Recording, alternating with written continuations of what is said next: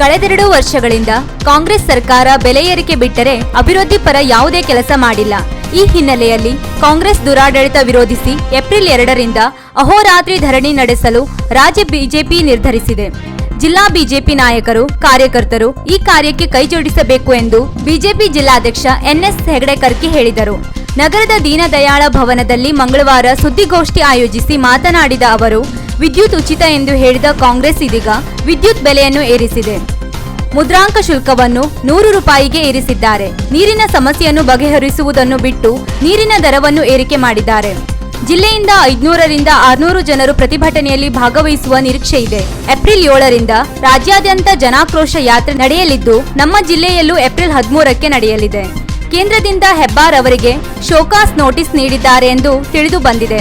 ಉತ್ತರ ಕೊಟ್ಟಿದ್ದಾರೋ ಇಲ್ಲವೋ ನನಗೆ ಮಾಹಿತಿ ಇಲ್ಲ. ಬಿಜೆಪಿಯಲ್ಲಿ ಹೊಂದಾಣಿಕೆ ರಾಜಕೀಯ ಇಲ್ಲ ಎಂದರು. ನಮ್ಮ ರಾಜ್ಯದ ಅಧ್ಯಕ್ಷರಾದಂಥ BY ವಿಜಯೇಂದ್ರ ಅವರ ಸೂಚನೆಯಂತೆ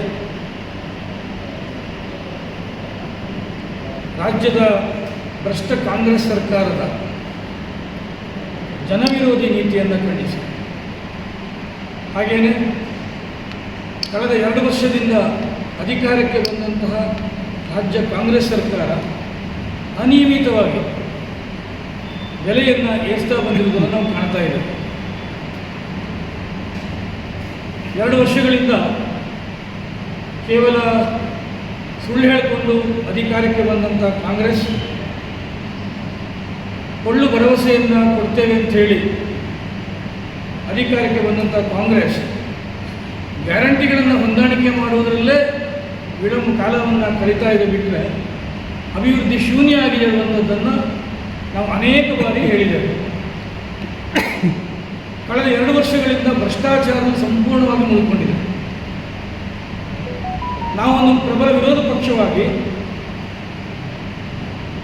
ಅದನ್ನು ಜನರಿಗೆ ಮುಟ್ಟಿಸುವಂಥ ಕೆಲಸವನ್ನು, ಭ್ರಷ್ಟಾಚಾರದಲ್ಲಿ ಕಾಂಗ್ರೆಸ್ ಮುಳುಗಿದೆ ಹೇಳುವಂಥದ್ದನ್ನು ಜನಜಾಗೃತಿ ಮೂಡುವಂಥ ಅನೇಕ ಹೋರಾಟಗಳನ್ನು ನಾವು ಕೈಗೊಂಡಿದ್ದೇವೆ. ಅದು ಪ್ರಾರಂಭದಲ್ಲಿ ST/SC ಅಭಿವೃದ್ಧಿ ನಿಗಮದಲ್ಲಿ ಭ್ರಷ್ಟಾಚಾರ ನಡೆದಿರಬಹುದು, ಹಾಗೆ ಮೂಢ ಹಗರಣದಲ್ಲಿರಬಹುದು, ಹಾಗೆ SC/STಗಳಿಗೆ ಮೀಸಲಾಗಿಟ್ಟಂಥ ಹಣವನ್ನು, ಅಂದರೆ SC/ST ಮತ್ತು TSP ಹಣವನ್ನು ಬೇರೆ ಇಲಾಖೆಗೆ ವರ್ಗಾವಣೆ ಮಾಡುವಂಥದ್ದಿರಬಹುದು. ಹೀಗೆ ಎಲ್ಲ ಬಗೆಯ ಹೋರಾಟಗಳನ್ನು ರಾಜ್ಯ ಕಾಂಗ್ರೆಸ್ ಸರ್ಕಾರದ ವಿರುದ್ಧ ಮಾಡ್ತಾ ಇವತ್ತು ಏನು ರಾಜ್ಯ ಸರ್ಕಾರ ಕಳೆದ 2 ವರ್ಷದಿಂದ ಏನು ಅನಿಯಮಿತವಾಗಿ ಬೆಲೆಯನ್ನು ಏರಿಸ್ತಾ ಇದ್ದಾರೆ, ಅದನ್ನು ಖಂಡಿಸಿ ರಾಜ್ಯದ ಅಧ್ಯಕ್ಷರು ನಾಳೆ ಫ್ರೀಡಂ ಪಾರ್ಕ್ನಲ್ಲಿ ಬೆಂಗಳೂರಿನಲ್ಲಿ ಏಪ್ರಿಲ್ 2ನೇ ತಾರೀಕಿನಿಂದ ಅಹೋರಾತ್ರಿ ಧರಣಿಯನ್ನು ಮಾಡಬೇಕು ಅಂತ ನಿಶ್ಚಯ ಮಾಡಿದ್ದಾರೆ.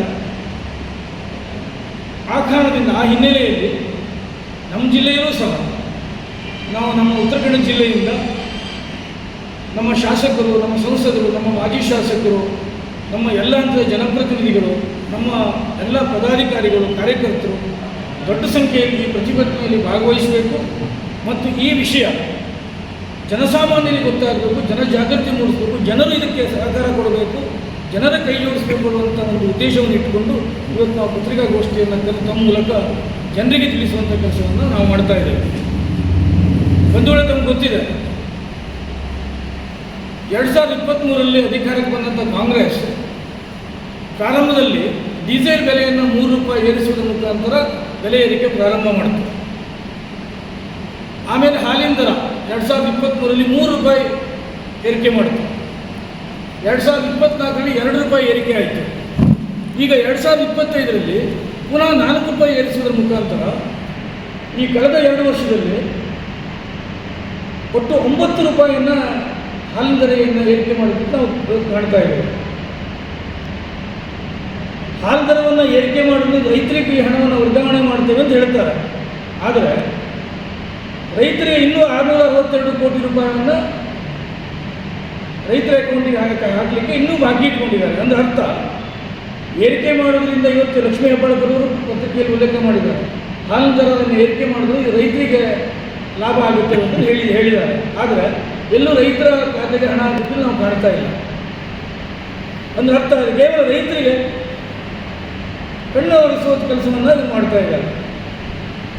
ಇದನ್ನು ಖಂಡಿಸಿ ದೊಡ್ಡ ಪ್ರಮಾಣದಲ್ಲಿ ಹೋರಾಟ ನಡೆಸಬೇಕು ಅಂತ ನಿಶ್ಚಯ ಆಗಿದೆ. ಇದ್ರ ಜೊತೆಯಲ್ಲಿ ವಿದ್ಯುತ್ ಬೆಲೆ ಕಳೆದ 2 ವರ್ಷಗಳಿಂದಲೂ 200 ರೂಪಾಯಿ ಫ್ರೀಗೆ ಯೂನಿಟ್ ಒಳಗಿದ್ದವರಿಗೆ ಫ್ರೀ ಕೊಡ್ತೇವೆ ಅಂತ ಹೇಳಿದರು. ಆದರೆ ವಿದ್ಯುತ್ ಬೆಲೆಯನ್ನು ಯೂನಿಟ್ಗೆ 3 ಪಟ್ಟು ಜಾಸ್ತಿ ಮಾಡಿದ್ದಾರೆ. ಅಂದರೆ ಹೆಚ್ಚು ಭಾರತೀಯ ಜನತಾ ಪಕ್ಷ ನಗರ ಮಂಡಲ ಅಧ್ಯಕ್ಷ ಆನಂದ್ ಸಾಲೇರ್ ಮಾತನಾಡಿ, ವಿರೋಧ ಪಕ್ಷದ ಜೊತೆ ಹೊಂದಾಣಿಕೆ ಮಾಡಿಕೊಂಡು ನಗರಸಭೆ ಆಡಳಿತ ನಡೆಸುತ್ತಿಲ್ಲ. ಪೈಪ್ ಕಳ್ಳತನ ಪ್ರಕರಣದ ಆರೋಪಿಗಳನ್ನು ಬಂಧಿಸುವಲ್ಲಿ ಪೊಲೀಸರು ವಿಫಲರಾಗಿದ್ದಾರೆ. ಇನ್ನು 8 ದಿನಗಳ ಒಳಗಾಗಿ ಆರೋಪಿಗಳನ್ನು ಬಂಧಿಸದಿದ್ದಲ್ಲಿ ಹೋರಾಟ ಮಾಡುವುದು ನಿಶ್ಚಿತ. ಒಂದು ವೇಳೆ ಕಳ್ಳತನ ಪ್ರಕರಣದಲ್ಲಿ ಬಿಜೆಪಿ ಸದಸ್ಯರು ಭಾಗಿಯಾಗಿದ್ದರೂ ಅಂತವರ ಮೇಲೆ ಕಾನೂನು ಕ್ರಮ ಕೈಗೊಳ್ಳುತ್ತೇವೆ ಎಂದರು. ಅಧ್ಯಕ್ಷನಾಗೂ ಹೇಳ್ತೇನೆ, ನಗರ ಮಂಡಲದ ಅಧ್ಯಕ್ಷನಾಗಿ ನಾವು ಎಲ್ಲೂ ಯಾವುದನ್ನು ಮತ್ತೊಬ್ಬ ವಿರೋಧ ಪಕ್ಷದ ಜೊತೆ ಹೊಂದಾಣಿಕೆ ಮಾಡಿಕೊಂಡು ಆಡಳಿತ ಮಾಡ್ತಾ ಇಲ್ಲ. ಸ್ಪಷ್ಟವಾಗಿ ಪೌರಾಯುಕ್ತರು ಇರ್ಬೋದು, ನಗರಸಭಾ ಅಧ್ಯಕ್ಷರು ನಮ್ಮವರು ಇರ್ಬೋದು, ಆದರೂ ನಾವು ನಗರಸಭಾ ಅಧ್ಯಕ್ಷರು ನಮ್ಮವರಿಗೂ ನಾವು ಸ್ಪಷ್ಟ ಹೇಳಿದ್ದೇವೆ, ಈ ತನಿಖೆ ಶೀಘ್ರವಾಗಿ ಆಗಬೇಕು ಅಂತ. ಆದರೆ ಇದು ಕಂಪ್ಲೇಂಟ್ ಆಗಿದ್ದರಿಂದ ಇದು ಮಾಡಬೇಕಾಗಿರೋದು ಯಾರ ಕೆಲಸ? ಇವತ್ತೇ ಡಿಪಾರ್ಟ್ಮೆಂಟಿಗೆ ಮಾಡಬೇಕು. ಡಿಪಾರ್ಟ್ಮೆಂಟ್ನವರು ಯಾಕೆ ಇದು ಡಿಲೇ ಮಾಡ್ತಾ ಇದ್ದಾರೆ ನಮ್ಗೆ ಗೊತ್ತಿಲ್ಲ. ನಾವು ಅವರಿಗೆ ಯುಗಾದಿ ತನಕ ಸಮಯ ಕೊಟ್ಟಿದ್ದೇವೆ. ಈಗ ಯುಗಾದಿ ಮುಗೀತು. ಯುಗಾದಿ ನಂತರ ಈಗಾರು ಹೇಳ್ತೇವೆ, ಇನ್ನೊಂದು 8 ದಿನ ನೋಡ್ತೇವೆ. 8 ದಿನದವರೆಗೂ ಅವರೇನಾದ್ರು ಕಳ್ಳರು ಯಾರಿದ್ದಾರೆ, ಪೈಪ್ ತೊಗೊಂಡೋಗಿದ್ದವ್ರು ಯಾರಿದ್ದಾರೆ, ಅವ್ರನ್ನ ಹಿಡಿಲಿಲ್ಲ ಅಂತಂದರೆ ನಾವು 19 ಜನ ನಗರಸಭಾ ಸದಸ್ಯರು ನಮ್ಮ BJPಯ ಪ್ರಮುಖರೆಲ್ಲ ಸೇರಿ ಇದಕ್ಕೆ ಮುಂದೆ ಏನು ಮಾಡಬೇಕು ಅನ್ನೋದನ್ನು, ಉನ್ನತ ತನಿಖೆಗೆ ಏನು ಮಾಡಬೇಕು ಅನ್ನೋದನ್ನು ನಾವು ಮಾಡ್ತೇವೆ. ಆದಷ್ಟು ಲಘು ಆ ಪೈಪ್ ಕಳ್ಳರು ಯಾರಿದ್ದಾರೆ ಅವ್ರನ್ನ ಹಿಡಿಸೋಂಥ ಪ್ರಯತ್ನ ಮಾಡೇ ಮಾಡ್ತೇವೆ. ಇದರಲ್ಲಿ ಹೊಂದಾಣಿಕೆ ಪ್ರಶ್ನೆನೇ ಇಲ್ಲ. ಇವತ್ತು ನಿಮ್ಮ ಮಾಧ್ಯಮದ ಮೂಲಕನೇ ಬಂತು, BJPಯವರು 2 ಜನ, ಕಾಂಗ್ರೆಸ್ನವರು ಒಬ್ಬರಿದ್ದಾರೆ ಅಂತೇಳಿ. ನಮಗಂತೂ ಮಾಹಿತಿ ಇಲ್ಲ ಅವ್ರು ಯಾರು ಅಂತೇಳಿ.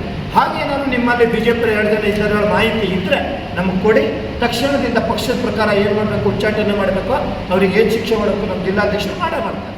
ಜಿಲ್ಲಾ ಮಾಧ್ಯಮ ವಕ್ತಾರ ಸದಾನಂದ್ ಭಟ್ ಮಾತನಾಡಿ, ಜನರನ್ನು ಮರಳು ಮಾಡಿ ಸಿದ್ದರಾಮಯ್ಯ ನೇತೃತ್ವದ ಕಾಂಗ್ರೆಸ್ ಸರ್ಕಾರ ಆಡಳಿತ ನಡೆಸುತ್ತಿದೆ. ಯಾವುದೇ ಅಭಿವೃದ್ಧಿ ಇಲ್ಲದ ಬೆಲೆ ಏರಿಕೆ ಸರ್ಕಾರ ಇದಾಗಿದೆ ಎಂದರು. ಈ ಸಂದರ್ಭದಲ್ಲಿ ಮಾಜಿ ಶಾಸಕ ವಿವೇಕಾನಂದ್ ವೈದ್ಯ, ನಗರಸಭೆ ಅಧ್ಯಕ್ಷೆ ಶರ್ಮಿಳಾ ಮಾದನಗಿರಿ, ಉಪಾಧ್ಯಕ್ಷ ರಮಾಕಾಂತ್ ಭಟ್, ಪ್ರಮುಖರಾದ ಗುರುಪ್ರಸಾದ್ ಹರ್ತೇಬೈಲ್, ಸದಾನಂದ್ ಭಟ್ ಸೇರಿದಂತೆ ಹಲವರು ಇದ್ದರು.